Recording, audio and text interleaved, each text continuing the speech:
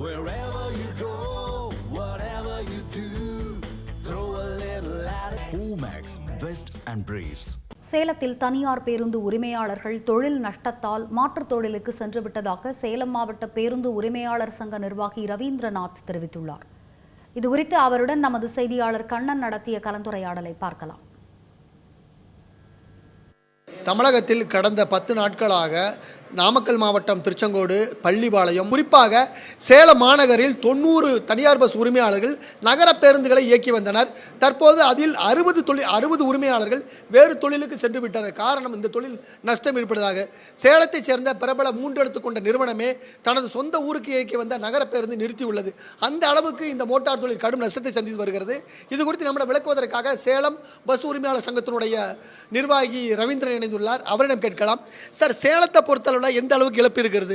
தமிழ்நாடு ஃபுல்லாக பஸ் கட்டண உயர்த்திட்டதாக பயணிகள் பல்வேறு உங்களுடைய பஸ் உரிமையாளர்களுடைய ஓட்டுநர் நடத்துனரிட தகராறில் ஈடுபடுறாங்க. இதுக்கு என்ன சார் முழு காரணம்? சேலத்தை பொறுத்த வரைக்கும் தொழில் ரொம்ப நசிஞ்சிட்டே போகுது. 5 ரூபாய்க்கு ஒரு டிக்கெட் ஏற்றுறோம். ஒரு டீ வாங்கினா கூட 15 ரூபா ஆகுது. 5 ரூபாய்க்கு டிக்கெட் ஓட்டும் பொழுது அவங்களோட நிலைமை எந்த அளவுக்கு இருக்குங்கிறத பரிசீலிக்கணும். ஆனால் விலை உயர்வுலாம் பார்த்திங்கன்னா டயர் ஆகட்டும், பஸ் தண்டவாளம் ஆகட்டும், பஸ் பாடி ஆகட்டும், 18 லட்ச ரூபா இருந்த தண்டவாளம் இன்றைக்கி 33 லட்ச ரூபாயாக மாறி போச்சு.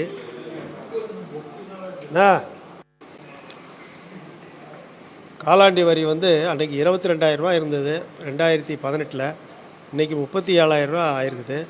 பேருந்து இன்சூரன்ஸ் அன்றைக்கி 62,000 ரூபா இருந்தது, இன்றைக்கி 1,10,000 ரூபாய் மாறி இருக்குது.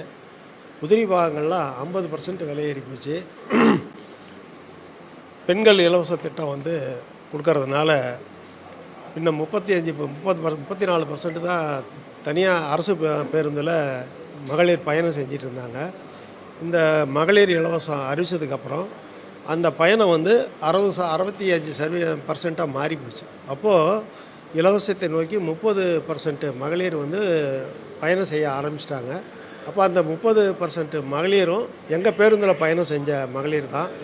அதனால் அந்த இழப்பெல்லாம் எங்களுக்கு கடுமையான பாதிப்பை ஏற்படுத்தியிருக்குது. ஒரு நாளைக்கு வண்டியே ஓட்ட முடியாத சூழ்நிலையெல்லாம் ஏற்பட்டு வண்டியை நிறுத்திடுறோம். எங்கள் தனியார் பேருந்து வாழ்வாதாரமே கேள்விக்குறியாகி போச்சு. இன்றைக்கி ஓட்டுறதெல்லாம் பார்க்கும்போது எங்களோட பேருந்து வாழ்வாதாரமே கேள்விக்குறியாகி போச்சு. அதனால் சார்ந்துள்ள ஓட்டுநர் நடத்துனரெல்லாம் பார்த்திங்கன்னா சேலம் மாவட்டத்தில் மட்டும் ஒரு 5 லட்சம் பேர் எங்களை நம்பி இருக்காங்க. 5 லட்சம் குடும்பங்கள் எங்களை நம்பி இருக்காங்க. அந்த வாழ்வாதாரங்கள்லாம் நாங்கள் அவங்களுக்கு எந்த குறையும் இல்லாததான் பாதுகாத்தாகணும். எந்த சூழ்நிலையும் தொழிலாளர்களை நாங்கள் விட்டு கொடுக்க முடியாது. அவங்களுக்கு உண்டானதை நாங்கள் செஞ்சு தான் ஆகணும். எங்கள் பயணம் இன்றைக்கி நேரத்தில் 125 வருஷமாக நடந்துகிட்ருக்குது. இந்த 125 வருஷமாக நடக்கிற தொழிலுக்கு அரசு பாதுகாப்பு கொடுக்கணுங்கிறது தான் எங்களோட முழுமையான கோரிக்கை. அதாவது மோட்டார் தொழில் பெயர் பெற்ற கரூர் மாவட்டத்தில் பாடி கட்டும் தொழில், நாமக்கல் மாவட்டத்தில் லாரி தொழில் இருந்தாலும் தனியார் பஸ் உரிமையாளர் அதிகமாக உள்ளனர். அதே போன்று சேலம் மாவட்டத்தில் அப்படித்தான். கொங்கு மண்டலத்தை பொறுத்தளவில் இந்த மோட்டார் தொழில் பிரதான தொழிலாக உள்ளது. இந்த தொழிலில் மொத்தம் 14 லட்சம் பேர், அதாவது நேரடியாகவும் மறைமுகமாக 20 லட்சம் பேரோட 35 லட்சம் பேர் தொழிலில் ஈடுபட்டு வருகின்றனர். தற்போது தனியார் பஸ் உரிமையாளர்கள் கடுமையான இழப்பை சந்தித்து வருவதால் தங்கள் இழப்பின் காரணமாக இந்த தொழிலாளர்கள் அனைவரும் வேலை இழக்கும் நிலையை தள்ளப்பட்டுள்ளனர். எனவே இந்த தொழிலாளர்கள் மற்றும் தனியார் பஸ் உரிமையாளர்களின் கோரிக்கையை ஏற்று அரசு அவர்களின் கோரிக்கையை நிறைவேற்றி கொடுக்க வேண்டும் என கோரிக்கை எழுந்துள்ளது. தமிழ் ஜனம் செய்திகளுக்காக ஒளிப்பதிவாளர் சுமனுடன் சேலம் செய்தியாளர் SK கண்ணன். தமிழ் ஜனம் சேனலை சப்ஸ்கிரைப் பண்ணாம பார்த்துட்டு இருந்தீங்கன்னா மறக்காம சப்ஸ்கிரைப் பண்ணிடுங்க.